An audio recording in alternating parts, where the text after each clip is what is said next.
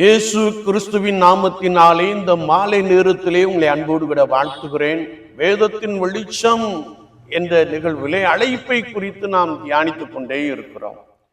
இன்றைக்கும் 2 நாளாகமத்தின் புஸ்தகம் 21ஆம் அதிகாரம் 12ஆம் வார்த்தையை நாம் வாசிக்கின்ற போது ஆண்டவருடைய வழியில் நடக்க அழைப்பு.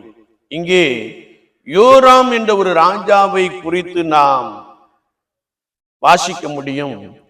அவன் தன் தகப்பனுடைய தாவீதின் வழியில் நடவாமல் ஜனங்களை வழி தப்பி போக பண்ணும்படியாய் மேடைகளை ஏற்படுத்தி ஜனங்களை சோரம் போக பண்ணினான் என்பதை இந்த வசனத்திலிருந்து நாம் தெளிவாய் அறிந்து கொள்ள முடியும். ஆவியானவர் இன்றைக்கு நமக்கு கொடுக்கிற அந்த கட்டளை என்னவென்றால், நாம் கர்த்தருடைய வழிகளில் நடக்க ஆண்டவர் நம்மை அழைத்திருக்கிறார். ஒருவேளை இந்த உலகத்தை நாம் பார்க்கின்ற பொழுது, இந்த உலகத்திலே பரிசுத்த மத்திய எழுதின சுவிசேஷம் 7ஆம் அதிகாரம் 13ஆம் வார்த்தையை நாம் வாசிக்கின்ற பொழுது சாலமான வழியை குறித்து வேதம் சொல்லுகிறது. அதே நேரத்திலே அடுத்த வசனத்திலே ஜீவனுக்கு போகிற வழி என்று நாம் கர்த்தருடைய புஸ்தகத்திலே தேடி வாசிக்க முடியும்.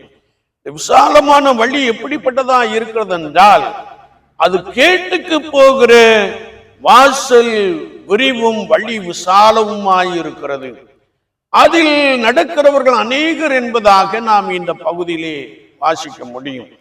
ஒருவேளை அது பாவிகளுடைய வழியாயிருக்கிறது, துன்மார்க்கருடைய வழியாயிருக்கிறது, பொல்லாதவருடைய வழியாய் இந்த கேட்டுக்கு போகிற வாசல் விரிவும் விசாலவுமாய் இருக்கிறது என்பதை குறித்து நாம் பரிசுத்த மத்திய எழுதின சுவிசேஷத்திலே மிக தெளிவாய் அறிந்து கொள்ள முடியும். இதில் நடக்கிறவர்கள் அநேகர் என்று எழுதப்பட்டு இருக்கிறது. அதே நேரத்திலே அடுத்த வார்த்தையிலே நாம் வாசிக்கின்ற பொழுது ஜீவனுக்கு போகிற வாசல் அது இடுக்கமும் வழி நெருக்கமாய் இருக்கிறது, அதை கண்டுபிடிப்பவர்கள் சிலர் என்று எழுதப்பட்டு இருக்கிறது. என்னை கேட்டுக்கொண்டிருக்கிற என் அன்பு சகோதரனே சகோதரியே, அன்றாட ஜீவியத்திலே நீ கேட்டுக்கு போகிற சாலமான வழியிலே நடந்து கொண்டிருக்கிறாயா, அல்லது ஜீவனுக்கு போகிற நித்திய ராஜ்யத்தை பெற்றுக்கொள்ளுகிற அந்த இடுக்கமான வழியிலே நீ நடக்கிறாயா என்பதை குறித்து சற்று நம்மை நிதானித்து அறியும்படியாய் ஆண்டவர் விரும்புகிறார். ஒருவேளை நீ கர்த்தருடைய விசுவாசியாய் இருக்கலாம், அல்லது நீ பிற சகோதர குடும்பத்தை சார்ந்தவர்களாக காணப்படலாம். அன்றாட ஜீவியத்திலே என்னுடைய வழி எப்படிப்பட்டதாக காணப்படுகிறது? ஒருவேளை இன்னொரு ஏசாயா தீர்க்கதரிசி சொல்லுகின்ற பொழுது பெரும்பாதையான வழி அது பரிசுத்த வழி என்னப்படும் என்றும் எழுதி வைத்திருக்கிறார். என்னை கேட்டுக்கொண்டு இருக்கிற என் அன்பு தெய்வ ஜனங்களே, நான் ஜீவனுக்கு போகிற அல்லது மோட்சத்திற்கு போகிற அந்த பிரயாணத்திலே நான் பிரயாணப்பட்டு கொண்டு இருக்கிறேனா, அல்லது நரகத்திற்கு போகிற விசாலமான அந்த வழியிலே நான் நடந்து கொண்டு இருக்கிறேனா? சற்று நம்மை நாமே ஆராய்ந்து பார்ப்போம். ஒருவேளை நாம் கேட்டுக்கு போகிற வழியிலே நடப்போமே என்றால் அநேகரை வழி தப்ப பண்ணுகிறோம் என்று வசனம் சொல்லுகிறது. அதே நேரத்தில் ஜீவனுக்கு போகிற வழியிலே நாம் நடப்போமே என்றால் அநேகரை கர்த்தருக்கென்று ஆதாயப்படுத்திக் கொள்ளுகிறோம் என்பதை குறித்தும் வேத வாக்கியங்களிலே நாம் மிக தெளிவாக அறிந்து கொள்ள முடியும்.